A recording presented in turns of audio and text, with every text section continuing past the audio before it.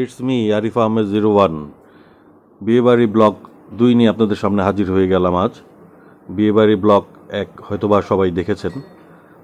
বিয়েবাড়ির মধ্যে ফটো সেশনটা খুবই গুরুত্বপূর্ণ একটা ভূমিকা পালন করে। সবাই বিয়েবাড়িতে ফটো শ্যুট করার জন্য বরকনের সাথে সুন্দর একটা সময় স্পেন্ড করে, আর সেই মুহূর্তটাকে আমি তুলে ধরার চেষ্টা করেছি।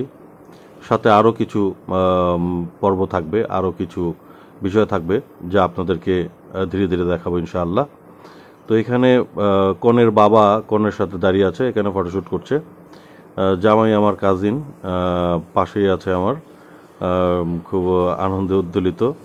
আসলে জীবনে একবারই মানুষ বিয়ে করে, আর সেই বিষয়টা আসলে আনন্দই। এটা সবার বেলায় হয়, এটা আমাদের বেলা হয়েছে আলহামদুলিল্লাহ।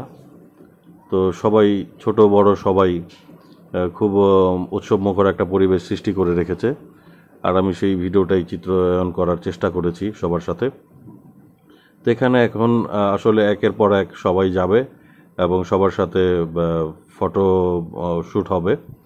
তো সেই চিত্রায়ন সবাই আসবে ধীরে ধীরে, পরিবার আত্মীয়স্বজন সবাইকে নিয়ে ফটোশ্যুট করবে। একটা মধুর স্মৃতি যা আসলে সারা জীবনের জন্য স্মৃতি করে রাখা।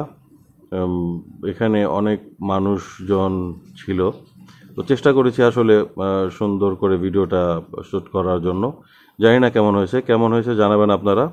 এখানে আমার বড় ভাই আছে। আমার বড় ভাই আসলে এই ব্যাপারটা খুব বেশি এক্সাইটেড, সে খুব ফিল করে, সে খুব এটা পছন্দ করে ভিডিও শ্যুট বা ফটোশ্যুট। তো ভাইকেও রাখলাম সাথে।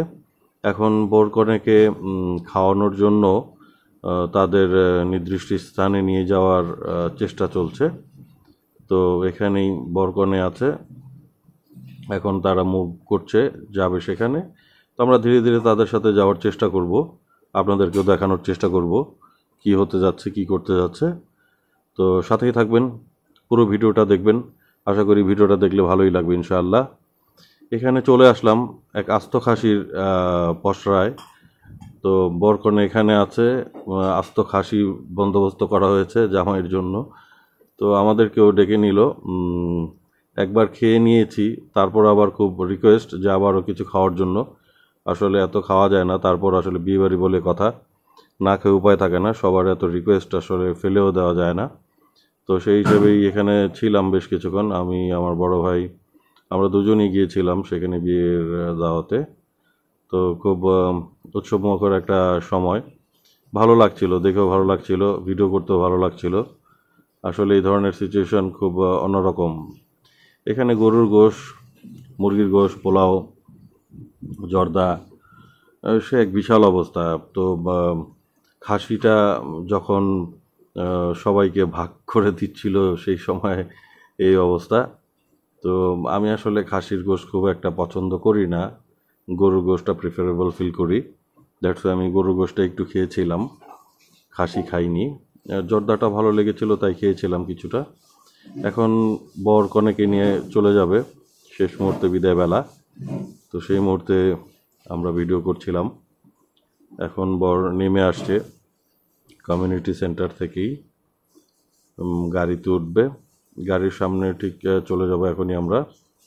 তো এখানে আমার বড় ভাই জামাইকে একটু বলে বুঝিয়ে দিল যে যাওয়ার সময় গাড়িতে ওঠার আগে অবশ্যই সবাইকে সালাম দিয়ে গাড়িতে উঠতে হবে, এটা নিয়ম। জামাই হিসেবে আসলে সবার কাছে সালাম প্রাপ্য।